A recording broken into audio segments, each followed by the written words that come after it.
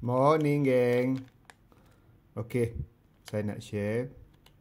Kejap lagi, saya akan join 10 km KL New Year Run. Saya ambil 10 km.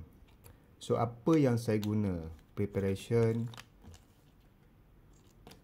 pada pagi ini? Pertama, saya ambil standby BCAA 2 gel. Satu gel ni insyaAllah mungkin saya akan makan guna sebelum lari, dan satu lagi ketika kilometer kelima. Air ni saya akan sip lah sikit-sikit dalam tempoh sejam insyaAllah. Itulah perancangannya. Semoga dipermudahkan segala urusan hari ini insyaAllah. Ayuh guys, sangat best. Saya dah pakai lama. Yang paling best kerana dia ada halal jakim.